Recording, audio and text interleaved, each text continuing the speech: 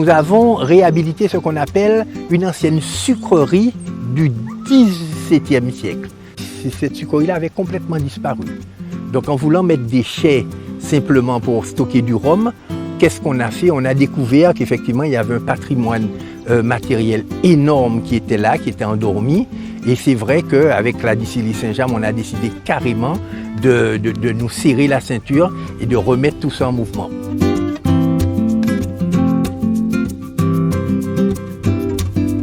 Donc la première étape, c'est les moulins. Le moulin, c'est tout simplement à broyer la canne et le jus de la canne qu'on appelle du vesout va suivre justement tout ce petit canal-là qui va l'amener directement dans les chaudières. Ça va nous donner un sirop et ce sirop-là, en le rafraîchissant, il va former des cristaux de sucre qu'on va appeler la cristallisation. La quatrième étape, le sucre qu'on aura cristallisé, on va le mettre dans ce bâtiment-là qu'on appelle une étuve et l'étuve va servir à sécher le sucre. Ce sucre-là sera prêt à être vendu, donc il sera consommable. L'alambic est en cuivre, et tout est en cuivre à cette époque-là. Alors là, on l'a bien nettoyé, puis on l'a repeint avec un vernis voiture pour bien conserver, pour le conserver intact.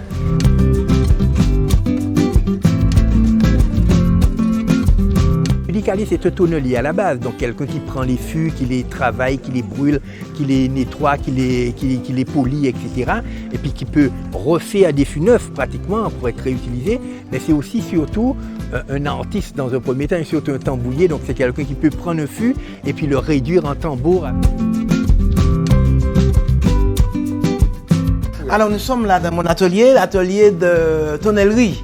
Et je me trouve à Saint-James. Tout le secteur, il y a Saint-James, il y a la salle et je travaille pour tout le monde.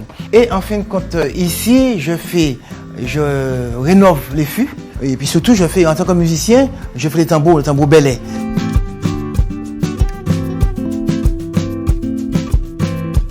Et moi, je prends plaisir à venir ici à travailler parce que lorsqu'on dit qu'on fait de la tonnellerie, il faut être ferrailleur, il faut être menuisier, il faut être plein de métiers dans un métier. Et si c'est de le tambour, il faut être boucher parce qu'il faut utiliser la peau de l'animal, du mouton ou des cabris pour la partie percutante.